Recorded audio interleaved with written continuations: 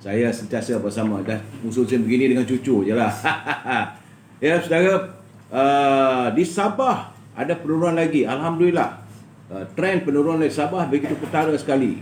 Semalam mula-mula 99, dia turun 71, semalam 64, hari ini 54. Ya, Rosinin Korengot ya, di Sabah. Di Labuan juga kekal 3 hari berturut-turut sifar, tiada jangkitan. Di Sarawak ni yang nampaknya gelombangnya tak menentu, iaitu 3 hari dulu 252, kemudian dia turun 163, hari ini naik balik dan meningkat kepada 199 yang dijangkiti oleh virus corona.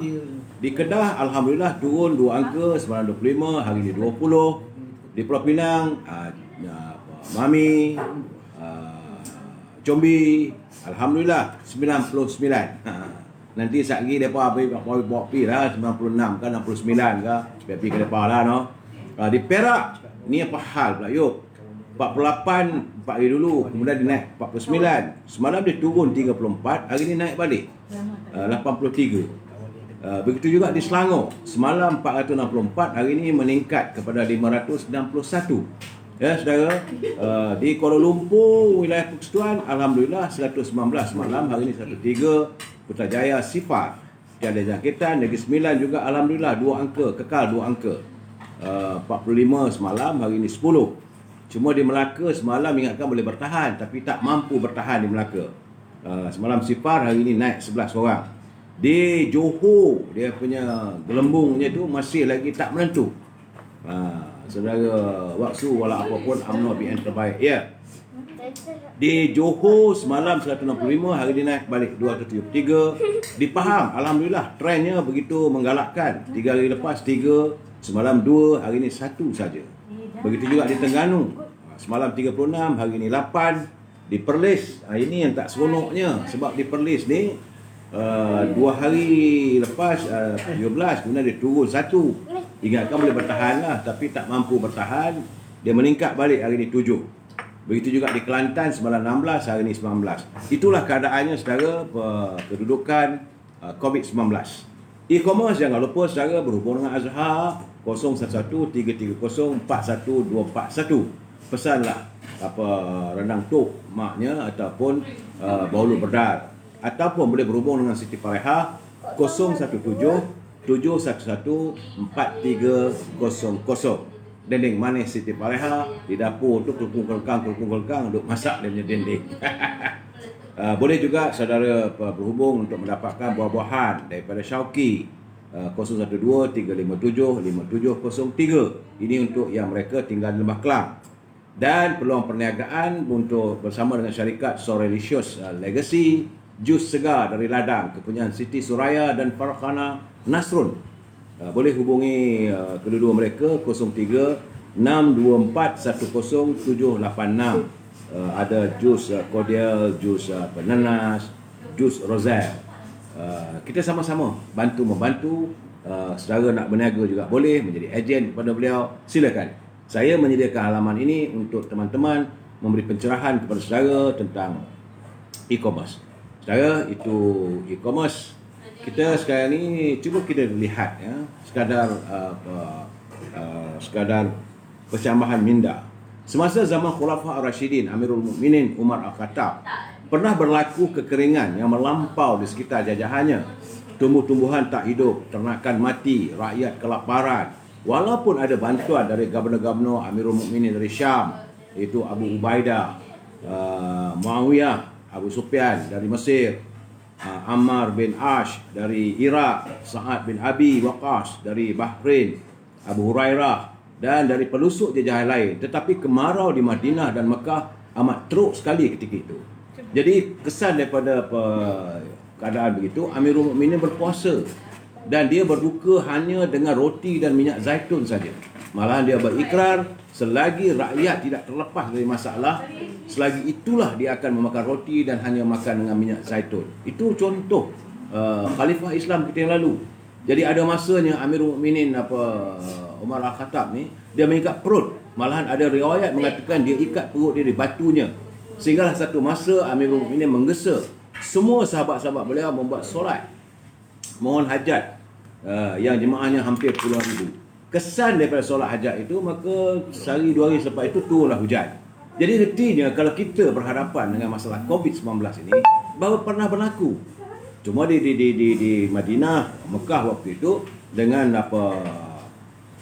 masalah kemarau, rakyat semua susah. Tapi pemimpin juga, walaupun dia duduk di istana, walaupun dia banyak makanan, tapi dia tak mahu makan. Kerana baginya biarlah dia merasai kepedihan rakyat. Sepatutnya inilah menjadi contoh kepada pimpinan negara kita. Bukannya rakyat terus menderita, tapi pemimpin hidup bahagia. Ini masalah yang saya lihat kadang-kadang pimpinan kita tidak mahu menghayati. Dan hari ini saudara, ini satu perkara ni. Malam ini kita mula mengingati dan sempena hari Isra' Mi'raj. Itu salah satu peristiwa terpenting dalam kalender Islam, dalam sejarah Islam. Inilah harinya baginda Rasulullah menerima putusan direct. Baginda menerima perususan daripada Allah SWT secara langsung, secara berhadapan, secara bersemuka. Itu di Sidratul Muntaha. Jadi disitulah adanya arahan-arahan untuk kita melakukan ibadat solat 5 waktu, dan semua hukum 5 perkara, 5 ini. Saya bukanlah pakar sangat bahasa ini, tapi mengikut pengetahuan saya dari pembacaan saya, Isra' Mi'raj ini adalah waktu yang orang mencabar tetapi terbukti nyata apa yang dialami oleh baginda Rasulullah SAW. Dan untuk sempena hari ini, tiba-tiba hari ini Mahkamah Tinggi memutuskan bahawa agama Kristian boleh menggunakan kalimah Allah. Jadi di sini saya merasakan satu benda yang tidak sepatutnya berlaku. Kalau nak jatuh hukum, buatlah jatuh hukum 5 hari akan datang.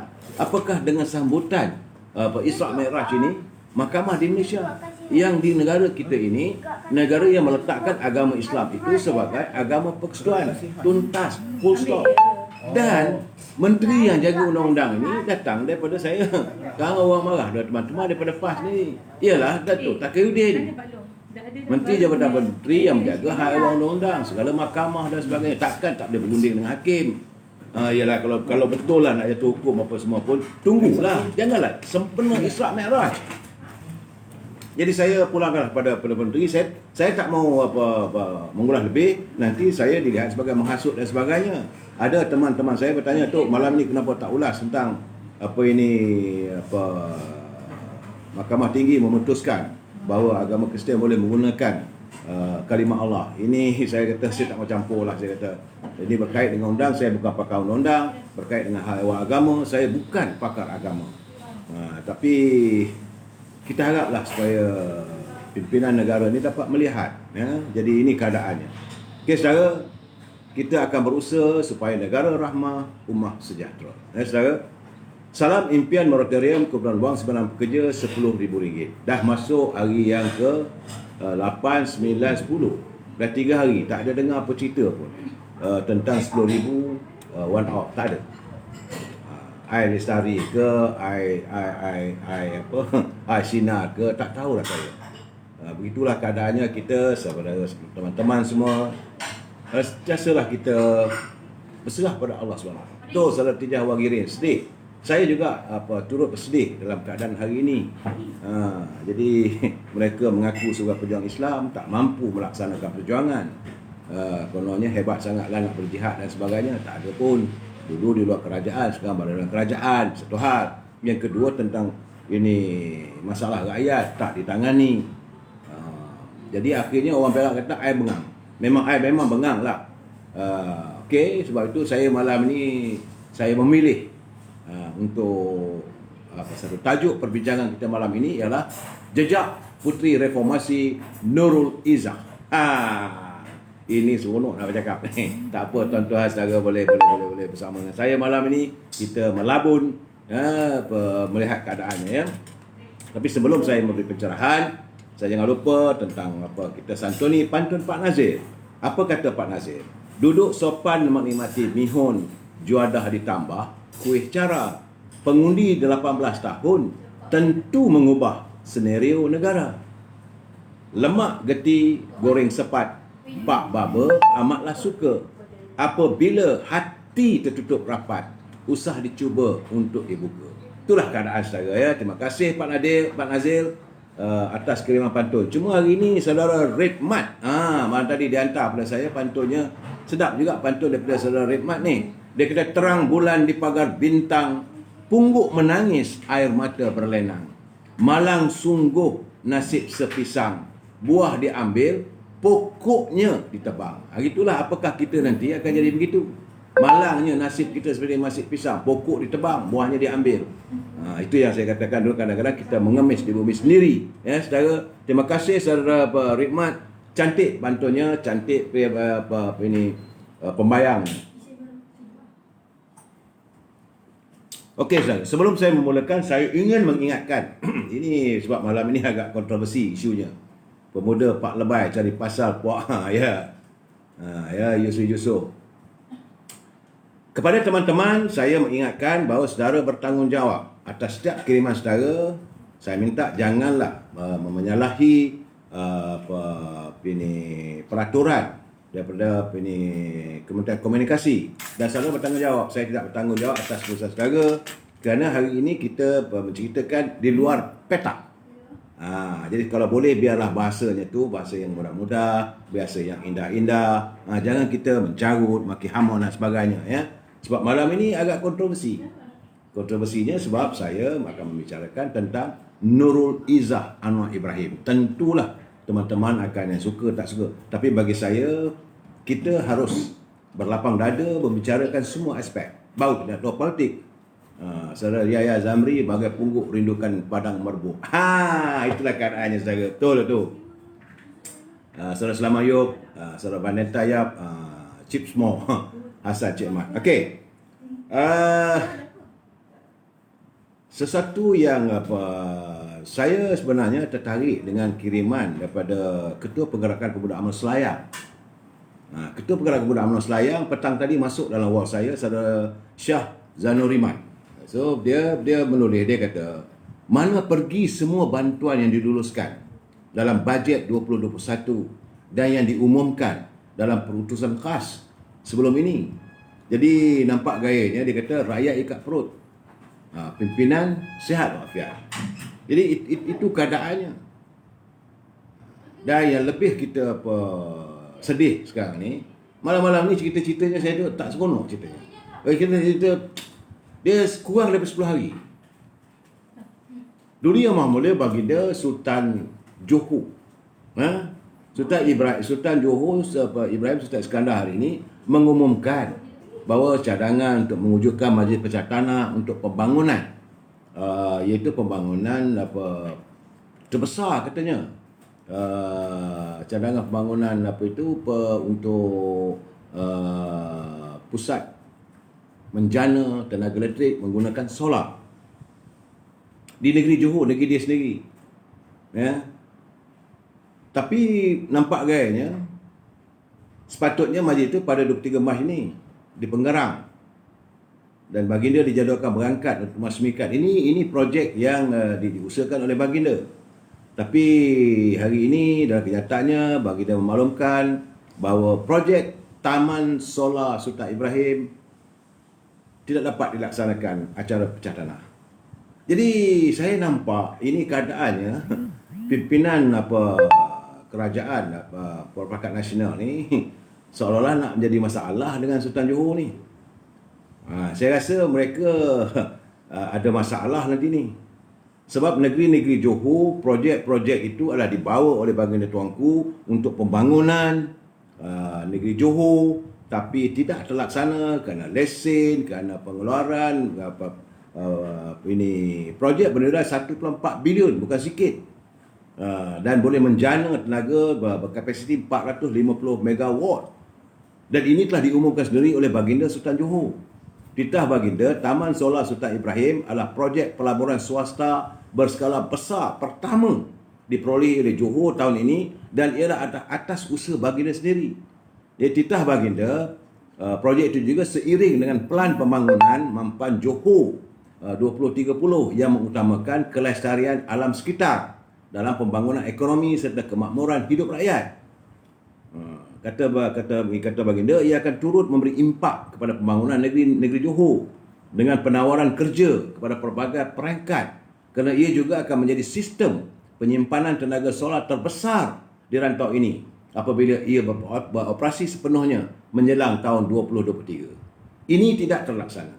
Saya melihat dari segi sudut politik bakal ada sesuatu yang tidak tenang. Di negeri Johor, jajahan baginda sendiri yang mengusahakan, baginda sendiri yang mencari dana, tiba-tiba terhalang. Hanya kerana masalah retik lah saya katakan. Saudara Mak Hakim, Sultan Johor tegas. Sebab itu baginda dia kata tak payah rasmi dulu. Tak payah adakan pecah tanah. Ini mengajuk ni. Bila hati Sultan sudah terluka, bila hati kerabat diraja terluka, kita kena ingat, kita ni, negara kita ni negara Sultan. Kita ni bersama Duli Yang Maulana Tan Agong, Sultan-Sultan Melayu di Semenanjung Tanah Melayu ini, kita bernaung di bawah payung tuanku. Jadi kalaulah sesuatu yang tindakan baginda itu yang boleh memudaratkan, kita bolehlah kita sembah durhaka ke, sembah kasih, minta tuanku mempertimbangkan. Ini tidak. Projek solar untuk rakyat. Projek ini untuk mengangkat ekonomi. Tiba-tiba masih lagi tergendala. Ini keadaannya saya nampak terpulang. Saya tak mau apa lebih daripada itu. Kerana mungkin sebab itulah agaknya, kerana kita ni kadang-kadang terlalu banyak masalah red tape, urusan kelulusan itu, kelulusan ini, kementerian itu, kementerian ini, Kementerian Alam Sumber Alam Sekitar, Kementerian Tenaga dan sebagainya. Akhirnya projek yang baik tergendala. Sebab itu pengaliran masuk pelaburan langsung asing FDI Malaysia dilaporkan jatuh kepada 68%. Cuma tinggal USD 25 bilion saja. Ini laporan yang ditulis ya. Jadi kita tewas kepada negara-negara lain. Kesannya macam ni lah. Ada projek yang baik yang tidak melibatkan yang tidak mencemarkan alam, tak jadi. Kerana negara cuma jatuh 37% saja. Kita Vietnam juga cuma jatuh 10%. Macam mana negara kita ni? Pimpinan tidak mau melihat. Ni saudara Helwanci, hati rakyat macam mana kalau terluka? Siapa nak buat tu? Kalau hati rakyat terluka sekarang ni memang kita dah luka. Dan sekarang ni dia perusahkan yang terluka di sini, istana pun terluka. Ini saya mengingatkan teman-teman, mereka-mereka yang berkuasa kena ingat. Anda sudah masuk garisan. Kalau orang kata main boxing tu, you already hit below the belt. Ini keadaannya. So, Kam Otai, Datuk dah register untuk terima vaksin.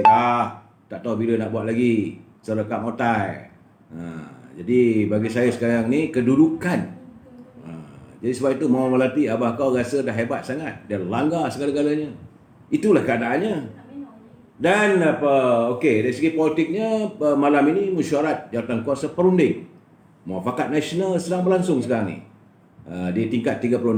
Lintah langsung yang saya dapat sebelum saya buat live tadi, masih lagi perbincangan, dan dari segi pihak PAS yang diwakili oleh pimpinan-pimpinan tertingginya masih lagi mahukan supaya Muafakat Nasional dikekalkan. Pimpinan UMNO terdiri daripada presiden, naib presiden, mereka sedang menyatakan pendirian kita berhubung dengan PBM. Jadi saya yakin tentulah pimpinan PAS akan memujuk, tapi benda ini tak mampu untuk ubah. Saudara Ahmad Barudin, kalau hati rakyat terluka, ubahnya adakan PRU. Sepatutnya begitu. Saudara ya, saya menunggu, belum lagi ada keputusan. Saya jangka mesti sampai pukul 9 malam ni. Mesyuarat jawatankuasa teknikal antara PAS dengan UMNO sahaja, bukan PBM ya. Saya menerima satu persoalan daripada Puan Mariam Siddiq. Dia kata, saya Datuk dari pencerahan bersama dengan Datuk Arman daripada Subang 2 malam lalu. Mengikut dapatannya dari cakap-cakap Datuk Arman, ahli-ahli Parlimen Barisan Nasional akan bertahan dalam kerajaan hingga PRU 15. atas dasar prinsip kita yang berpegang pada janji. Itu betul. Apa yang kita untuk apa kita bersifat lurus hingga ke PRU15? Kalau saban hari ada saja cita-cita yang tak menyenangkan hati kita katanya. Untuk menyampai ke PRU15 yang tak tahu bila. Jadi masalah gunting dalam lipatan dia kata. Kalau beginilah gamaknya, ahli Parlimen UMNO yang setia tolonglah tarik diri. Jadi untuk selamatkan parti kita dan untuk selamatkan rakyat. Jadi langgar je lah kata Puan Mariam tu prinsip-prinsip tu. Tak payah nak berlapang dada sangat. Cukup-cukuplah tu. Ulat dah naik ke mata. Bukan ulat, cacing dah naik ke mata Puan Mariam. Ini sebenarnya sedang berlaku. Tetapi bagaimanapun, kita ada sahabat kita dalam PAS. Malam ni tak tahu keputusan. Kalau keputusan Malai Muafakat Nasional memutuskan bahawa mereka bersama kita, dan saya yakin sebenarnya PAS nak bersama dengan kita. PAS sebenarnya mahu bersama dengan Muafakat Nasional. Kerana mereka dari segi politiknya mereka lebih untung, dari segi kursi-kursi, dari segi moralnya, daripada sokongan warga bangsa kita. Tapi mungkin ada agenda mungkin maklum sajalah, kadang-kadang kedudukannya dari segi kewangan, maklum sajalah. Yang UMNO tak kisah. Kemudian Saudara Azman dari Seremban. Ini Saudara Azman dia kata, Assalamualaikum Tok. Malam, boleh tak dalam live malam ini bincangkan tentang strategi UMNO untuk PRU15 akan datang? Kerana buat masa ini hebat dikatakan gerakan-gerakan untuk mengharamkan UMNO sedang giat digerakkan. Jika mereka berjaya mengharamkan UMNO sebelum PRU15, apakah ahli-ahli UMNO akan bertebaran mencari dahan untuk berpaut? Atau adakah UMNO akan menggunakan kekuatan lambang BN semata-mata semasa PRU tanpa parti? Jadi tolong bincangkan. Memang saya berhasrat untuk membincangkan persoalan ini. Kerana saya melihat bahawa apa yang dilakukan oleh mereka sekarang ni, mereka tidak mau mengharamkan UMNO dulu. Kerana kalau mereka mengharamkan UMNO terlebih dahulu, kita ada Barisan Nasional. Jadi sebab itu sekarang ni usaha sedang dilakukan untuk menghancurkan Barisan Nasional. Sebab itu ada pertemuan diadakan oleh mereka yang dapatan saya, bahawa mereka sedang berunding dengan pimpinan-pimpinan macam MCA, MIC dan PRS dari Sarawak. Mungkin ada tawar-menawar dan sebagainya supaya mereka melumpuhkan Barisan Nasional. Kalau dua parti tidak lagi menyertai Barisan Nasional, maka Barisan Nasional tidak ada lagi. Kena ingat, kita bertanding dulu bukan di bawah parti UMNO. Kita bertanding di bawah Barisan Nasional. Sebab itu mereka harus melumpuhkan Barisan Nasional dulu.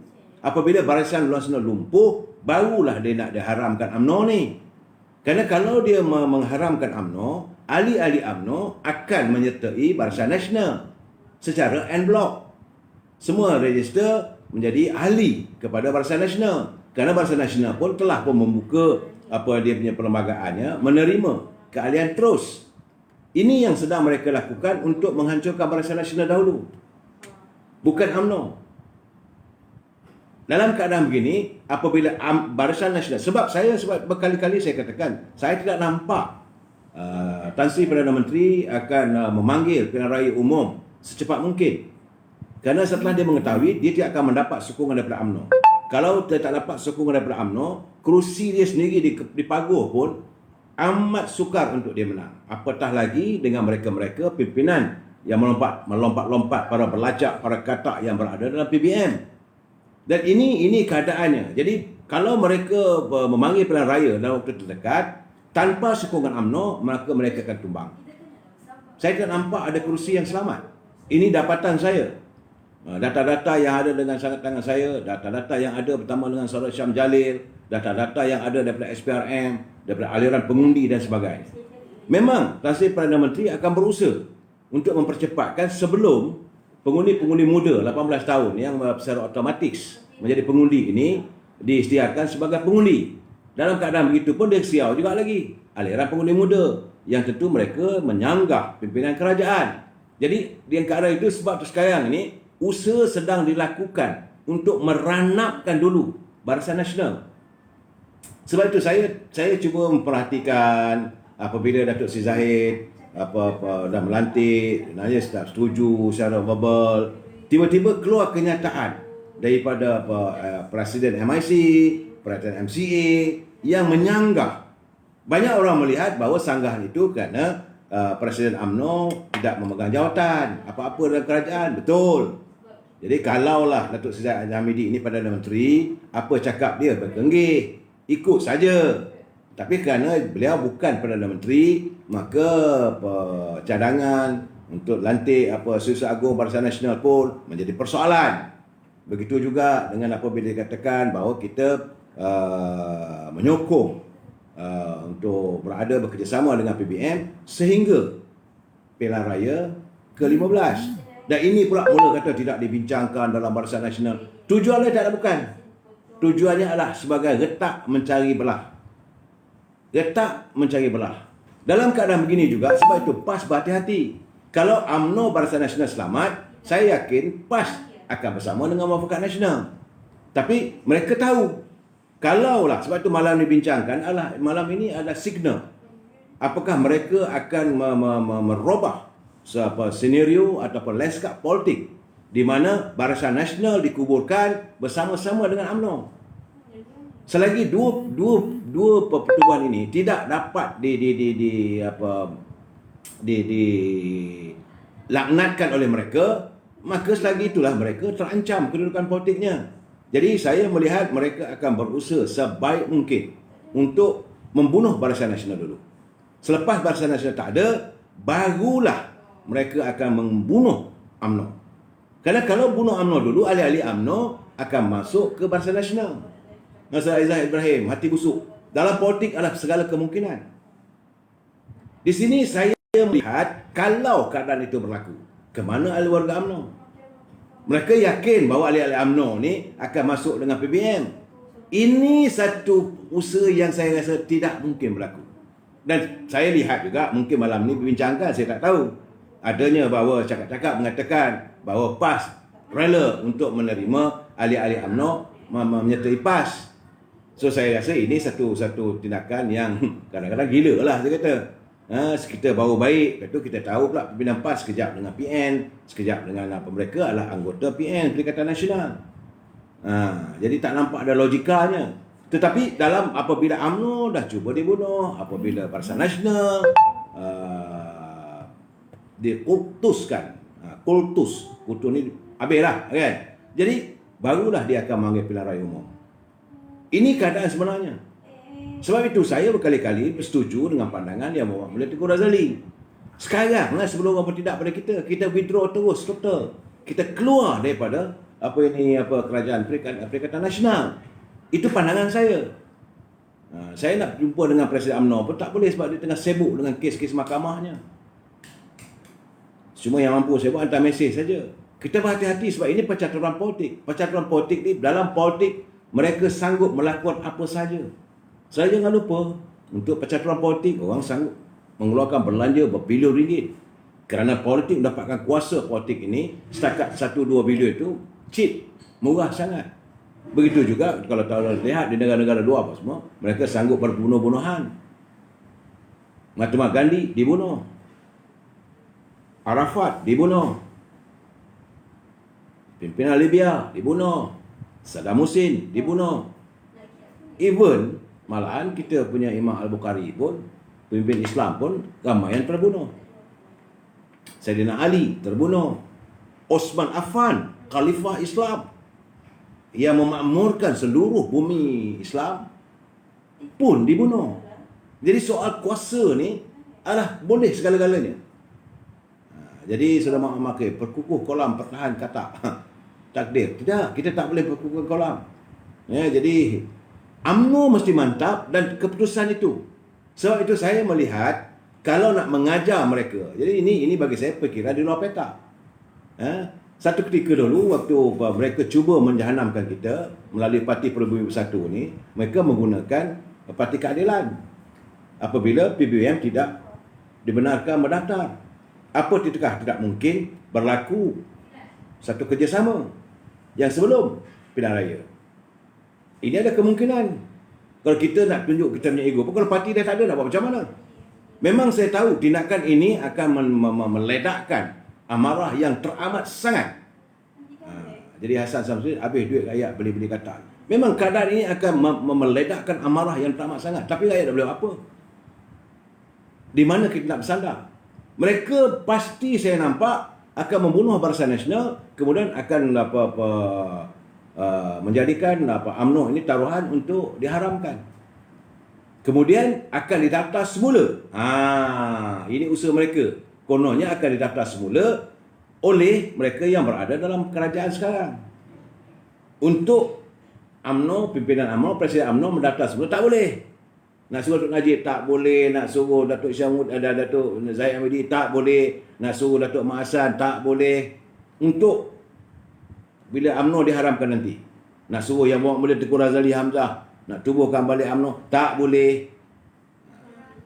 Jadi mereka menyimpan orang macam Isyamuddin, orang macam Anwar Musa, orang macam Khairi Jamaluddin yang berada dalam kerajaan mereka, yang mereka rasa mereka boleh tawan.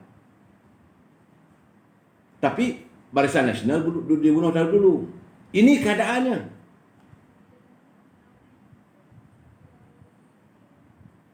Ya, saudara Makrullah Bakar, ini saya memberi gambaran kemungkinan dalam politik. Dalam keadaan begitu, ke mana warga UMNO nak pergi? Warga UMNO yang cinta damai, warga UMNO yang harmonis, warga UMNO yang setia, yang meletakkan kepentingan agama, bangsa dan tanah air mengatasi segala-galanya. Bagi mereka, mereka tak pandang itu. Mereka melihat ini ancaman kepada politik mereka. Mereka yang sekarang ini berada dalam Parti Peribumi Bersatu melihat kesetiaan. Bukan kewalakan. Walak ni pada pemimpin. Kesetiaan warga UMNO terhadap parti yang dikasihi dan cayangi, dicintai. Mereka tak bergerak. Ini adalah merupakan satu ancaman kepada politik mereka. Kerana itu, mereka melihat the only way, kill Barisan Nasional, then kill UMNO, and then they are safe. Kata mereka. Kata mereka. Sebab itu, saya rasa dalam keadaan begini, usaha mereka nak membeli. Sebenarnya saya nak mengulas lagi tentang beli-membeli ni. Tapi rasa takut tak sampai. Sebab itu kalau saya lihat ya, hari ini perbicaraan. Sebab saya tengok perbicaraan Datuk Zahid Hamidi. Memang terang-terang. Jelas. Sekarang, kalau kita dengar daripada Yang Amat Rosni Zahari, dia melaporkan dari mahkamah, dia kata, Peguam Bela Datuk Zahid semasa soal balas saksi pendakwa ke-96 telah pergi ke detail pada setiap cek-cek pembayaran di deposit ke Dewi Sengku sebagai pemegang amanah.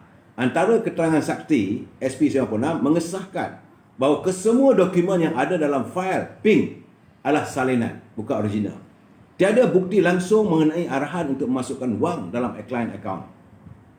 SP96 tidak mengetahui bahawa ia adalah statutory requirement untuk peguam yang memegang wang klien sebagai stakeholder. Jadi, menurut daripada Datuk Azmi, kes ini sebenarnya kes dah rapuh. Sebab itu semalam, mereka sudah menambahkan lagi jumlah tuduhan. Jadi, ertinya to them, first kali, kill the president. Sebab mantan presiden memanglah dalam keadaan dalam peringkat rayuan di Mahkamah Persekutuan, di Mahkamah Rayuan. Jadi seboleh-bolehnya. Jadi bila Datuk Zahid Hamidi disahkan oleh mahkamah, dijatuhkan hukuman, ini percaturan mereka, dan marulah dia melakukan kepada Barisan Nasional. Daripada Barisan Nasional baru pada UMNO. So Ridwan, jangan ulas ke mahkamah tu, itu menghina mahkamah. Memang saya tidak mau mengulas, Saudara Ridwan. Terima kasih. Saya cuma dapatan daripada apa yang saya dapat tadi tentang saksi-saksi yang menyatakan, saya mengatakan bahawa itu keadaannya. Dan saya tak pergi in detail. Terima kasih banyakkan saya untuk saya tidak mencampuri usaha mahkamah. Tetapi saya menyatakan bahawa ada usaha-usaha untuk memastikan bahawa UMNO ini diharamkan. Kalau ini berlaku, cuma kita sekarang ni kita kena lihat, mesti cari jalan keluar. Kita cari berfikir dari ruang petak. Kena cari partner-partner yang boleh membantu kita untuk menghidupkan balik rumah kita yang dah dibakar. Bila rumah kita terbakar, kita terpaksalah cari tukang rumah.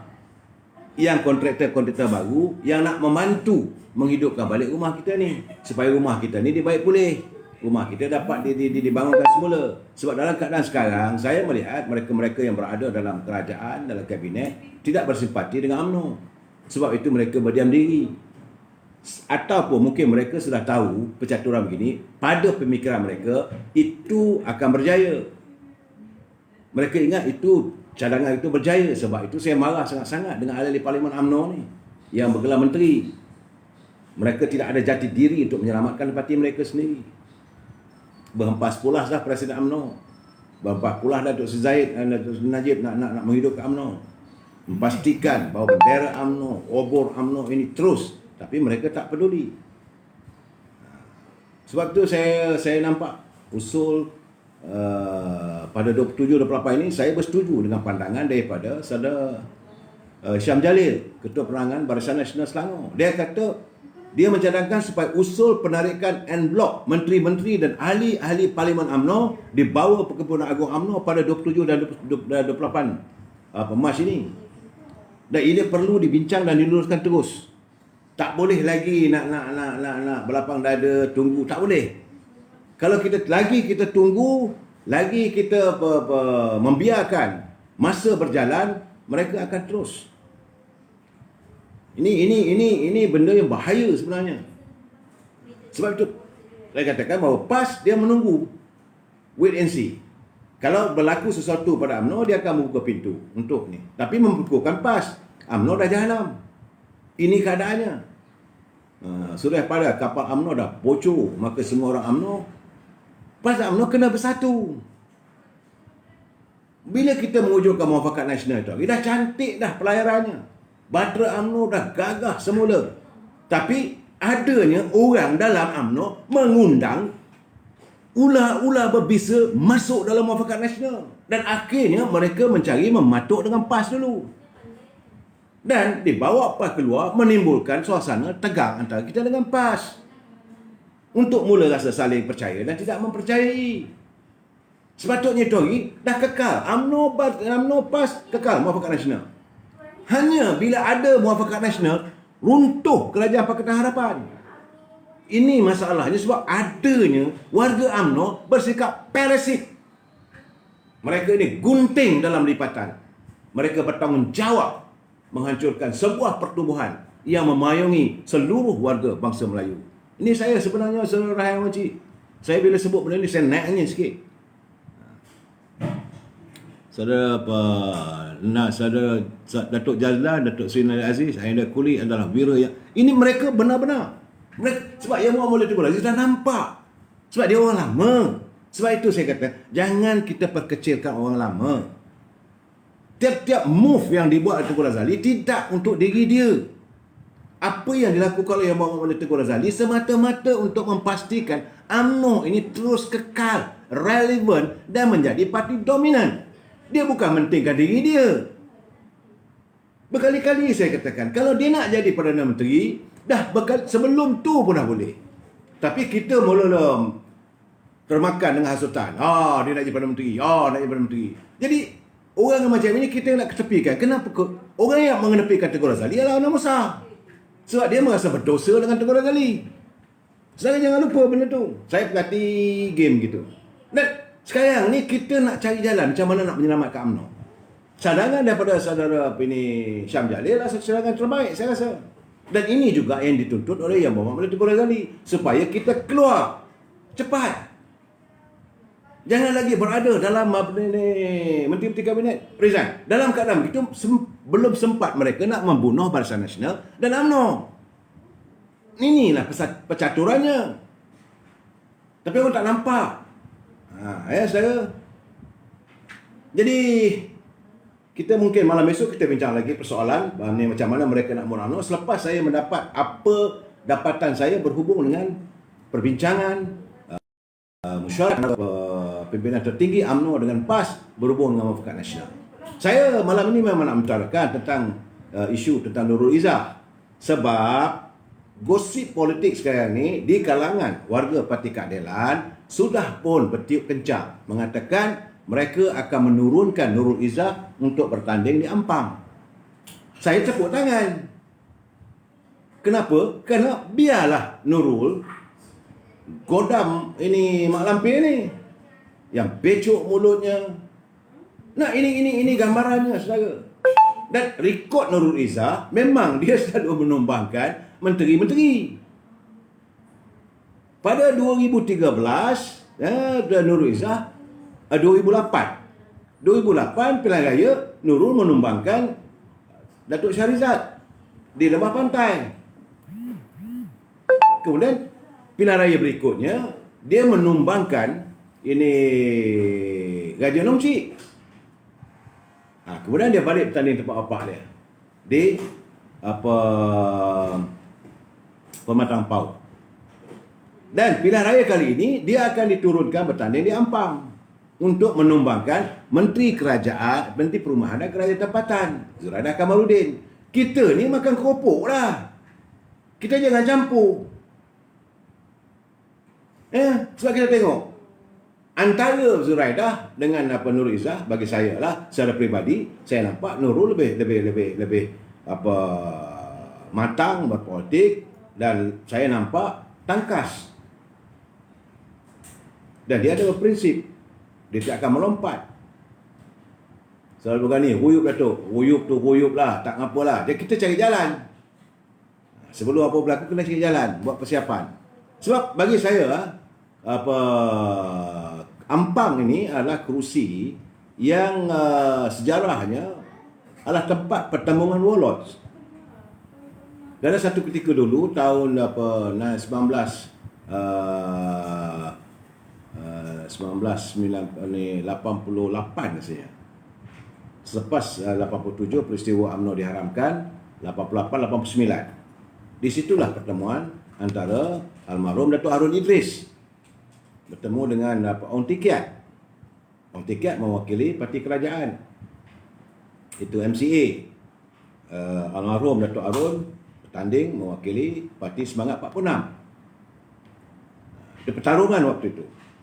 Ampang. Jadi, masih Ampang PBBM Royo. Saya melihat keadaan begitu. Jadi sekarang ni Ampang akan mencernakan satu lagi suasana apabila mereka menurunkan Nurul Izzah. Nurul Izzah dan kedudukan di Ampang, kursi Ampang ni waktu pilihan raya yang lepas, majoriti yang di Ampang kita tengok. Zuraidah pada 2013 dia dapat 41,000, majoritinya 13,000 saja. Itu 1 lawan 1. Waktu itu dia menentang dengan Rozailah Taib. Zuraidah mendapat 41,969, majoritinya 13,000. Dr. Rozaidah ni daripada UMNO dapat 28,000. Itu tahun 2013. Bermula gerakan mereka menawan Selangor. Kemudian pada 2018 Zuraidah cuma dapat 54,000 di saat kita diserang begitu hebat. Tapi ada 3 calon itu yang bertanding waktu itu adalah calon daripada MCA, iaitu Leong Kim Sun, di mana pengundi-pengundi Cina tidak lagi berpihak pada Kerajaan Barisan Nasional waktu itu. MCA dapat 12,351. Kemudian PAS Nurul Islam Yusof dapat 9,598. Kalau 9,598 campur dengan 12 ada 21,000. Itu undi warga Melayu. Dan apa yang ada di tangan Zuraidah waktu pilihan raya 2018 adalah 65% daripada pengundi-pengundi Cina. Kalau 65% ni tarik sokongan, Zuraidah cuma boleh dapat dalam 18,000 saja. Tentulah mereka akan memberi sokongan kepada Nurul Izzah daripada Parti Keadilan. Sebab memanglah pengundi-pengundi Cina di Ampang tu mereka anti-access movement, satu hal. Dan yang keduanya, mereka melihat dia mencari pemimpin yang dia tak mau kecoh-kecoh. Dia nak yang baru. Yang baru ni bawa Nurul. Sebab itu saya merasakan Nurul. Dan kabarnya lagi, Nurul juga akan diturunkan di Bukit Antarabangsa untuk mengerjakan Azmin Ali. Sebab Azmin Ali pada pilihan raya lalu, dia dapat 30,892 dengan majoriti 25,000. Calon daripada UMNO 5,380. Calon PAS Sharifah Hazliah dapat 2,300. Kalau campur dua pun baru 7,600 saja. Tetapi kalau Nurul Izzah bertanding di Dun Bukit Antarabangsa, saya berkeyakinan Azmin berguyup. Jadi bila dia bertanding di Bukit Andaman itu dalam kawasan Parlimen Ampang. Kita kena berlapang dada, saudara. Ya, bila kita melihat politik ni, saya memberi pencerahan, saya memberi gambaran keadaan. Kalau kita tak berdaya untuk menentang, kita cari orang yang lebih baik. Itu pandangan saya. Dan bukanlah kita memilih daripada DAP, tidak. Kalau Nurul, okey. Bagi saya tak ada masalah. Dan warga Ampang pun kabarnya sudah pun menghantar permintaan dengan pimpinan PKR. Memang kita dengar bahawa Han Azad juga nak bertanding di situ, di Ampang. Adalah kabarnya anak Allahyarham Tun Gafar Baba, Tamrin Gafar pun nak bertanding di situ.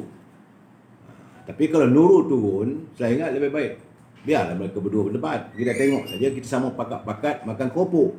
So ini perjalanan politik Nurul Izzah. Kita melihat dia tak banyak kontroversi. Nurul tak banyak kontroversi. Sebab dia memanglah hadir dia dalam politik bukanlah kerana semata-mata kecintaan dalam politik, tidak. Dia hadir dalam politik apabila bapaknya Datuk Seri Anwar Ibrahim dijatuhkan hukuman. Dan sebab itu beliau digelar sebagai Puteri Reformasi. Dia diheret untuk berada dalam politik dalam keadaan keterpaksaan. Saat dia masih menuntut di universiti, bapak dia kena waktu dia belajar menuntut di Universiti Petronas.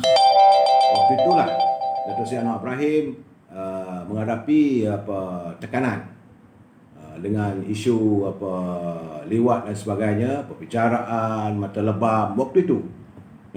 Kemudian dia beralih pindah ke Universiti Unit 10 di Selangor dan meneruskan pengajiannya di universiti di luar negara.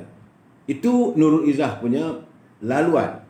Daripada tak silap saya dia ambil dari bidang ini kejuruteraan rasanya. Jurusan Universiti Tenaga dia di Universiti Teknologi Petronas, kemudian pindah ke Universiti Tenaga Nasional Unit 10, dibangi dalam jurusan kejuruteraan elektrik dan elektronik. Itu bidang pada mula. Dia bukan nak masuk dalam politik pun, tapi dia sudah diheret. Kerana bila saudara pun kalau bapa saya kena, saudara juga akan bersikap seperti beliau. Tak salah bagi saya. Kemudian dia menyambung pengajiannya di Advanced International Study di Universiti John Hopkins Washington. Dalam bidang kajian Asia Tenggara dan hubungan antarabangsa. So artinya dari segi qualification, kontroversi tak ada. Memanglah dia satu sajalah bahawa dia berkahwin dengan Raja Ahmad Syahrir. Berkahwin dengan Raja Ahmad Syahrir Iskandar, dapat 2 anak, kemudian rumah tangganya hancur berkecai. Mungkin juga politik menyumbang kepada masalah rumah tangganya. Mana ada masa nak melayan. Mungkin, saya tak tahu. Jadi akhirnya berlaku perceraian. Jadi kalau dia bercerai sekarang ni 100%. Cuma bila dia bertanding, selepas dia meninggalkan lembah pantai, dia bertanding di Pematang Pauh, kemudian wujud Muafakat Nasional, Pakatan Harapan, dan dia tidak bersetuju. Dia tidak bersetuju dengan acuan politik di mana Pakatan Harapan, Dr. Mahathir, sebab dia tahu percaturannya, akhirnya dia kata kena lagi Anwar Ibrahim ni. Sebab itu dia mengambil keputusan, dia kata dia nak tinggalkan politik. Dia nak meninggalkan politik kerana dia give up lah melihat percaturan politik yang tidak ada keikhlasan. Saya pernah berjumpa dengan beliau di Parlimen seketika, cakap, Nurul, kenapa you give up? Dia kata, Uncle, tak boleh lah Uncle. Tak ada keikhlasan, tak ada kejujuran. Waktu itu kerajaan Pakatan Harapan. Dia kata, sebab you tak jadi menteri ke? No, dia kata, sebab I know what's happening now. Kerana waktu itu Dr. Mahathir lebih banyak mendengar cakap DAP dan sebagainya. Dan waktu itulah. Jadi dia kata it's impossible lah, dia kata, for me to be in the cabinet because my mother is deputy prime minister. Jadi ibunya Dr. Wan Aizah tiba-tiba Perdana Menteri. Dan satu benda yang kalau bagi pun dia tak nak, dia kata. Tetapi dia melihat percaturan politik Pakatan Harapan ini satu percaturan politik yang terlalu rapuh dan tidak ada keikhlasan. Jadi dia kata kalau begini keadaannya sebab keadilan dah buat begitu, dia okeylah. Dia letak jawatan sebagai naib presiden keadilan. Dia kata dia tumpukanlah dengan rakyat di Pematang Pau. Dia kata inilah tempat asalnya my father, bapaknya Datuk Seri Anwar Ibrahim memulakan karier sebagai orang politik, bertanding sebagai ahli parlimen. Jadi dia kata dia nak jaga ahli-ahli ataupun rakyat di Pematang Pau. Sebab itu dia mengambilkan banyak masanya di Pematang Pau. Tapi bila sekarang ni, bila melihat berlakunya pengkhianatan oleh kalangan 11 orang ahli parlimen daripada keadilan terhadap pimpinan PKR, terhadap bapaknya, maka dia tentulah sekali lagi diheret untuk melakukan satu keadaan untuk nak kata tutup bela, bukan tutup bela, nak mengajar lah. Di time dia kata orang yang patut diajarnya pada dia adalah, sebab waktu itu naib presiden juga adalah naib presiden Parti Keadilan ini Zuraidah Kamaluddin. Zuraidah juga naib presiden, tapi khianat masuk dengan kumpulan Azmin menyertai PPBM. So naib presiden dia bertembung dengan naib presiden.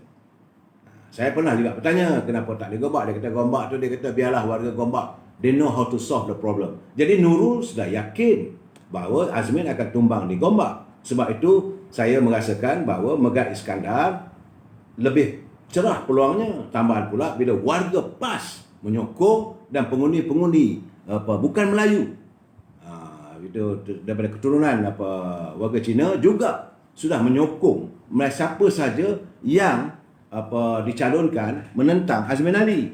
Jadi Azmin Ali akan mengalami defisit undi daripada warga Cina yang begitu ketara.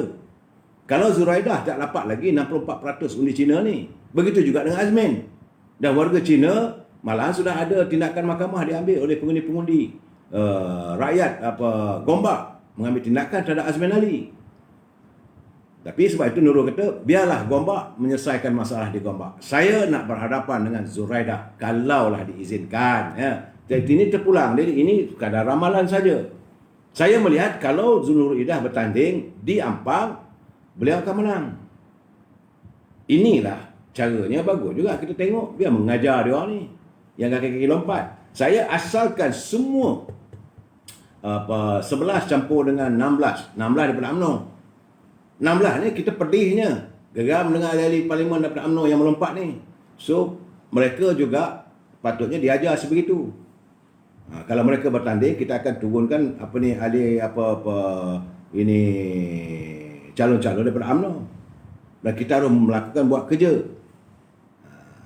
Saudara Muhammad Endut, Selangor tak nampak UMNO boleh tawar. PKR, DAP, Amanah lebih diterima rakyat Selangor. Jadi UMNO target negeri lainnya. Nah, kita sekarang bukan kita nak tawar negeri dulu ya.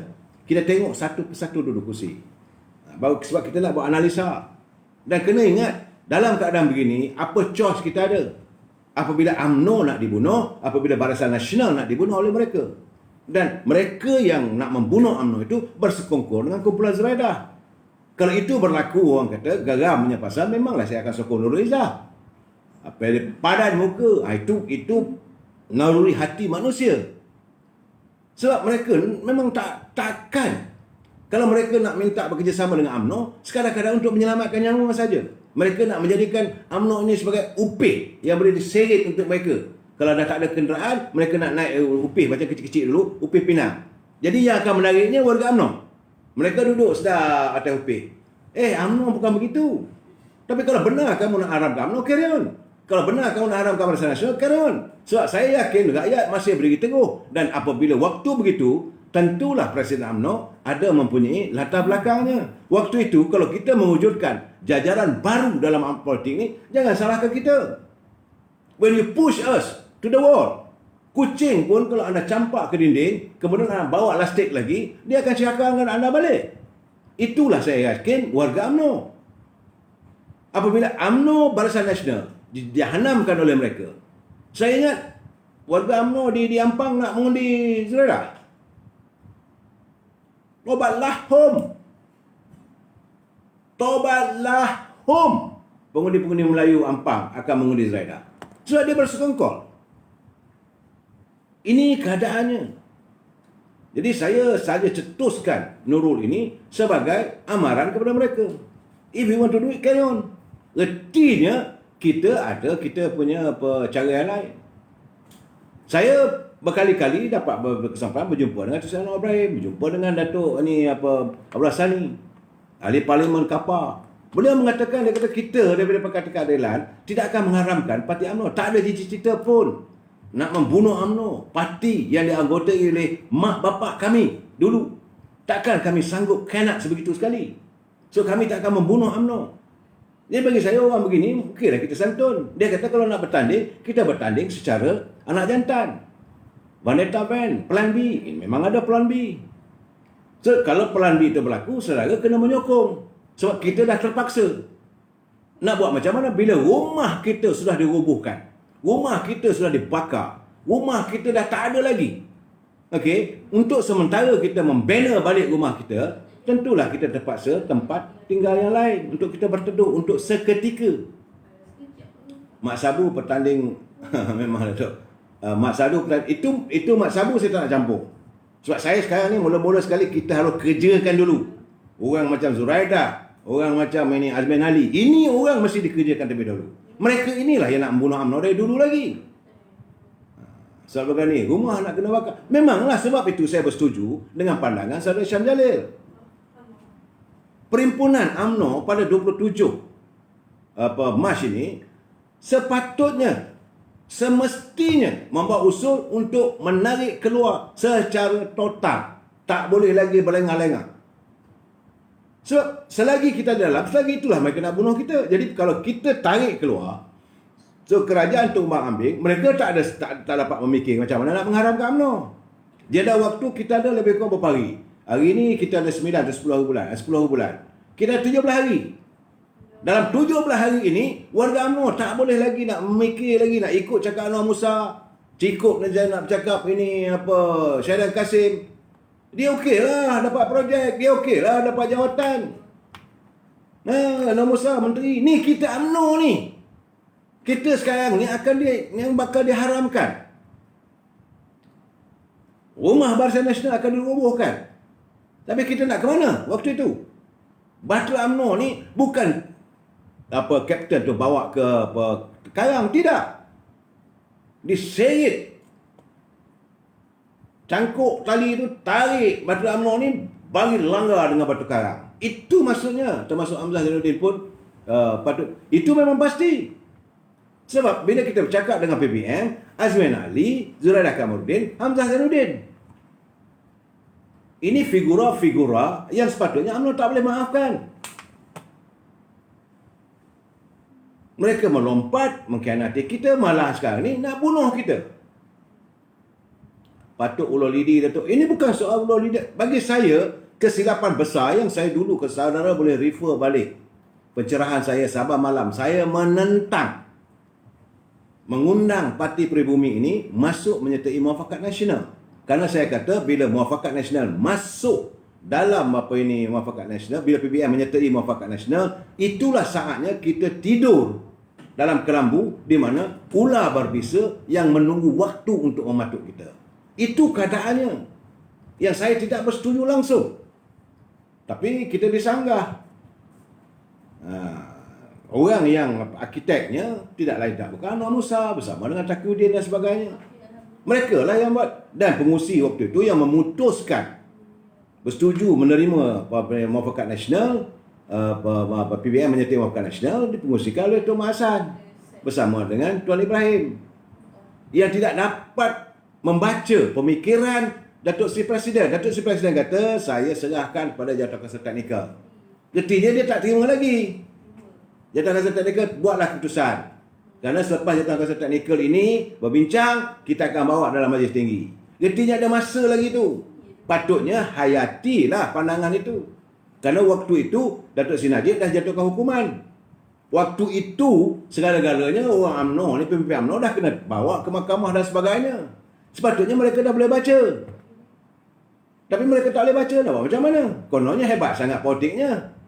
Dalam suasana begini, saya melihat bahawa yang terbaik untuk UMNO sekarang ini, saya bersetuju dengan cadangan daripada Syam Jalil sebagaimana yang disarankan oleh Yang Berhormat Melayu Teguh Razak Hamzah. Terbaiknya bahawa usul dalam Perhimpunan Agung ni tarik secara total. Mana kalau Besar Perhimpunan Agung 28 tuntut Presiden dalam ucapan penangguhan, tarik ini apa-apa UMNO, ahli Parlimen UMNO, ahli Menteri UMNO keluar daripada kerajaan untuk menyelamatkan parti kita supaya rumah kita tak terbakar. Sebab waktu itu mereka kan sibuk. Besar kemungkinan waktu itu juga suka tak suka dia terpaksa mengadakan sidang ini Parlimen. Juga dia terpaksa mengadakan ini apa pilihan raya umum. Keadaannya sebelum dia sempat nak membeli. Ini sepatutnya dilakukan political ambush.